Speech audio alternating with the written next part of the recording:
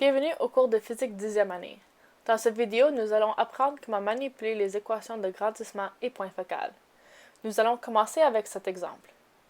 Nous avons un miroir concave qui crée une image réelle, inversée, qui a une distance de 16 cm de sa surface. Ceci veut dire 16 cm de la surface du miroir. L'image est 4 fois plus grande que l'objet et nous allons déterminer, pour question A, à quelle distance l'objet doit être placé. Nous allons commencer avec ce que je sais. Je sais que la distance de l'objet est 16 cm. Il est devant le miroir, donc sa valeur est positive.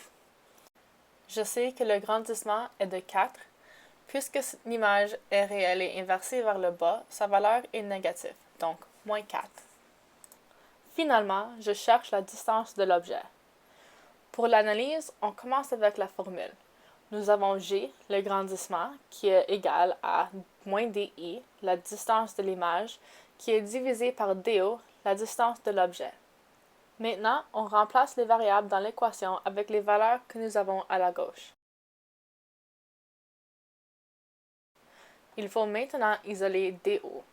Pour faire ceci, nous allons multiplier DO sur chaque côté.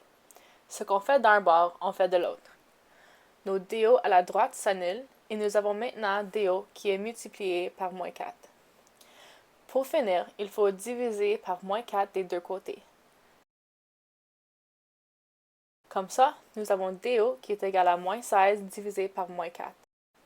Nous allons calculer ceci pour nous donner que DO a une valeur de 4 cm. Certainement, vous pouvez faire la multiplication croisée pour accélérer le processus. On termine question A avec une phrase de solution. L'objet doit être placé à une distance de 4 cm devant le miroir. Pour la question B, nous avons à déterminer le point focal du miroir. Comme avant, nous allons commencer avec ce que je sais. Je sais que la distance de l'image est à 16 cm du miroir. Pour la distance de l'objet, nous venons de le calculer dans la question A, donc on sait que c'est à 4 cm du miroir. Pour question B, on cherche le point focal F du miroir. Notre formule pour trouver le point focal est 1 sur F est égal à 1 sur DO plus 1 sur DI. Il y a deux façons qu'on peut isoler pour F, donc je vais vous montrer les deux façons dans cette vidéo. Nous allons commencer avec méthode 1. Nous allons remplacer les variables avec nos données. Maintenant, nous allons trouver un dénominateur commun. Dans ce cas, le dénominateur commun va être 16. Comme ça, nous allons multiplier notre première fraction par 4 en haut et en bas. On le réécrit et on les additionne, car maintenant, les dénominateurs sont les mêmes. Cela nous donne 1 sur f est égal à 5 sur 16. Puisqu'on veut avoir f isolé, il faut qu'on flippe notre équation pour avoir f en haut. Ce qu'on fait d'un côté, on fait de l'autre aussi. Finalement, on peut calculer 16 divisé par 5 pour avoir notre réponse finale. On arrive à f qui est égal à 3,2 cm. Pour méthode 2, nous allons remplacer les variables avec les données encore une fois. Maintenant, nous allons rentrer les fractions dans la calculatrice pour le convertir en décimales. 1 quart devient 0,25 et 1 16e devient 0,0625. On peut les additionner ensemble pour nous donner 0,3125. Puisqu'on veut avoir f isolé comme méthode 1, il faut que f soit en haut. Pour faire ceci, nous allons faire une multiplication croisée. On apporte f en haut avec une multiplication et on amène 0,3125 en bas avec une division. Ceci nous donne la même réponse que méthode 1, 3,2 cm. Ici, on peut voir que j'ai réécrit la réponse avec le variable à la gauche pour la convention mathématique. On finit la question avec une phrase solution.